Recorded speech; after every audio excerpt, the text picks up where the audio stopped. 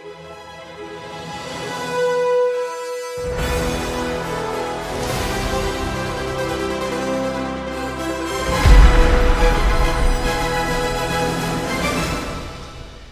is James Mathers for the Digital Cinema Society at Cine Gear Expo 2024. Here with my friend Matthew Irving from Canon. And Matthew, I thought that, in the industry's a little down, there might not be any new equipment, but there's some really cool stuff. And this is one of the highlights, Canon's new camera. Can you tell us about it? Absolutely. Thanks so much for having me. I always enjoy chatting with you at these events. This is our new EOS C400 cinema camera.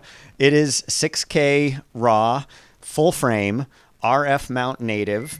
You can also do 4.3K in our Super 35 mode. And then you can do and those are all RAW. Then you can do our XFAVC codec at either 4K Super 35 or 4K RAW. But one of the big things about this is our sensor technology has changed. We've adapted it from the R3, and it's the back illuminated stacked CMOS sensor. And this gives a variety of really great breakthroughs for us. It's a very, very fast sensor, so its readout speed is much faster. It is not a global shutter, but it's coming close to a global shutter. It's very fast. People come by the booth and they wiggle the camera back and forth and they try to test it and they try to break it, but people are very impressed with how fast the sensor is for a CMOS. The other thing it does is the back illuminated stacked sensor technology allows for all of the wiring to be moved behind the sensor instead of getting in the way of the light path. And what that means is the light path is wider so that we can offer our autofocus now across 100% of the sensor instead of 80% of the sensor on our older cameras. And similarly, the autofocus technology has moved forward in leaps and bounds as well. Again, it sort of comes from the R3, which had excellent autofocus. And now we have our dual pixel CMOS AF2, the sequel. And so this next level of our dual pixel autofocus, you can select object detect instead of face detect. And then you can set whether it's people or animals you're detecting. And if you do animals, it's dogs and cats for now. We'll hopefully adding birds soon. No, but dogs and cats for now for animals. But if you put it on people detect, it's incredible how fast and accurate this autofocus is. You don't even need a face to be seen for the camera to pick you up. I was shooting in Canon Burbank facility, just playing around with the camera before our big reveal. I was using our new 17-120 RF lens with its new servo unit that has autofocus. And I was aiming the lens out into the shadows of our prep bay behind the focus chart. And it was picking up my colleague, David Doko, back in the shadows with his head turned away from camera. I was picking up the back of his head and then grabbing him and bringing him seamlessly towards the camera. So I really can't say enough about how exciting this autofocus is. And the speeds, not one, not two, but three. It has triple base ISO.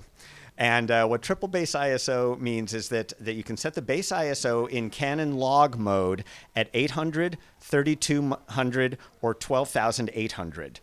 I specify Canon log because if you're in one of the 709s, those numbers are going to change. 709s are 400. I don't want to say something wrong, but they're different numbers. But in the Canon log 2 or Canon log 3, you could set that base. And what that means is at either base 800, base 3200, or base 12,800, you're resetting the full dynamic range around that base ISO so that you're still getting, in the case of Canon log 2, 16 stops of dynamic range. You have the same amount of exposure above and below 18% middle gray, even if you're at 12,800 ISO, as long as the base and the ISO are set the same.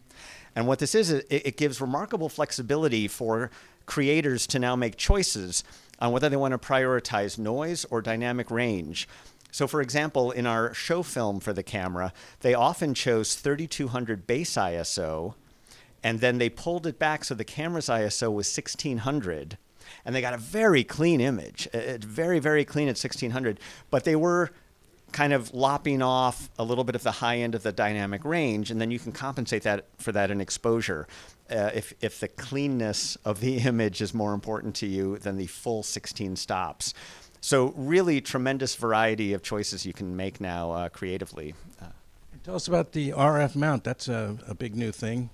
So the RF mount, Canon has leaned heavily into the RF mount. We're all in, of course, with our mirrorless cameras, and we've had the RF mount previously on our C70 and our R5C cinema cameras, and now we bring it to this form factor. Although the form factor is quite a bit smaller than the C300 and C500, it just looks the same physically, but it's quite a bit smaller and very lightweight. The body's about 3.4 pounds. But the RF mount has a very short flange focal distance, and that allows you to pretty much use any of the other lenses, any EF lenses or PL lenses with adapters. We've got plenty of EF to RF adapters, several different flavors of them with filter choices or straight adapters. And we're just introducing now at this show, along with the camera, Canon now makes a PL to RF adapter that can go on the front of this to adapt to the PL lenses.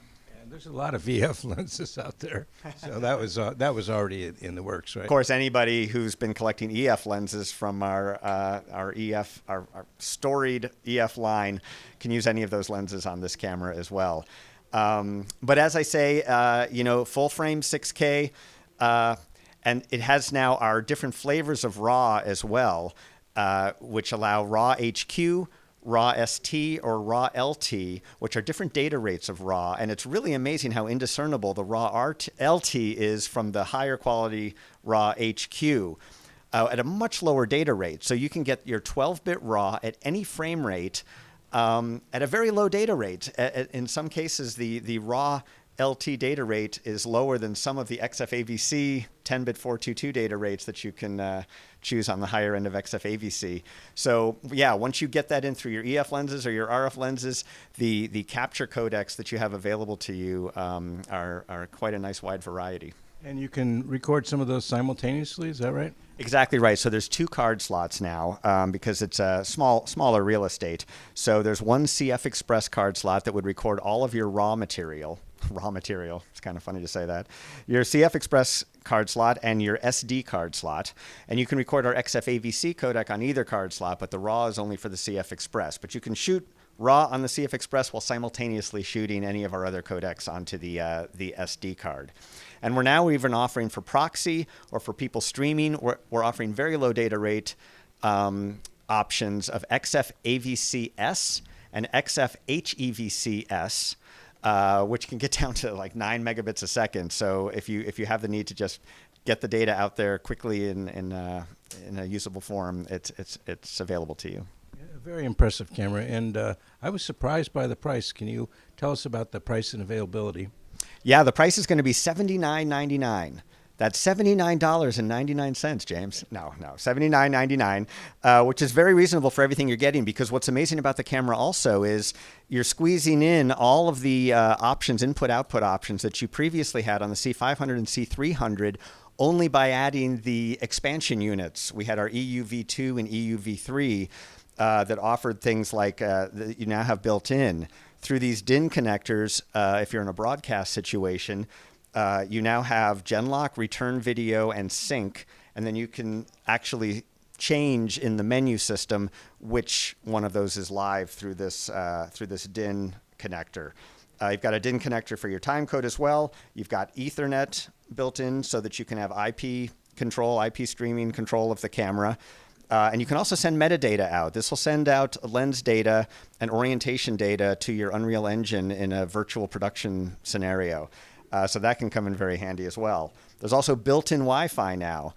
All for that one low price, James. It's pretty amazing, really. Yeah, and you get the set of steak knives, too. The build of the camera is more robust. You've got 3 points of contact on the top with a more robust handle.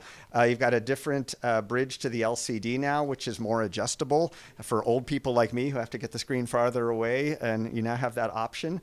It's a USB-C connector now instead of our video connector that connects the LCD screen.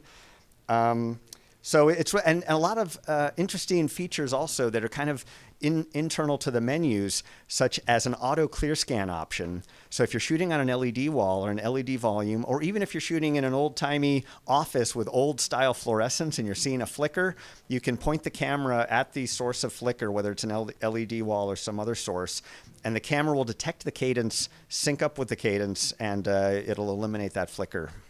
That's cool.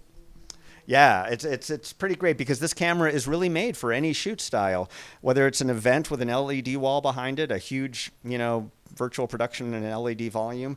There's a lot of cases where that'll come in very handy, along with the fast readout speed of the back illuminated stacked CMOS sensor. When can I get one? This is yours, James. It'll be available in the fall. Exact date TBD. But yeah, we're really very excited about it. I have to say that, I came up as a DP before I joined Canon full time, and you always keep an eye on what's out there. And doesn't it always seem like you buy a camera and there's something that you're like, oh, I wish it did X. It's great, but I wish it did X. And I feel like Canon kind of squeezed all the X's into this. It's pretty spectacular that way. A little bit of future proofing, as much as is possible in this business.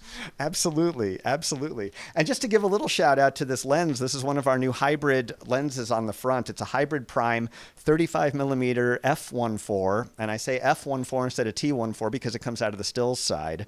But even though it's a stills lens, it is definitely designed with an eye towards cinematography. It's got an independent iris ring, much like our 24-105 f2.8 that came out a couple months ago. And it's got a VCM, a voice coil motor inside, where some of the elements are suspended in a magnetic field to make focus much quieter and faster. So there's no motor noises when you're changing focus while shooting that a lot of people have detected in some of the older lenses. And it also adds some focus breathing compensation so that as you're rack focusing in a cinematography environment as opposed to a stills environment, you're not seeing that field of view change. I want one. Thank you, Matthew. It's my pleasure always, James. Thank you so much.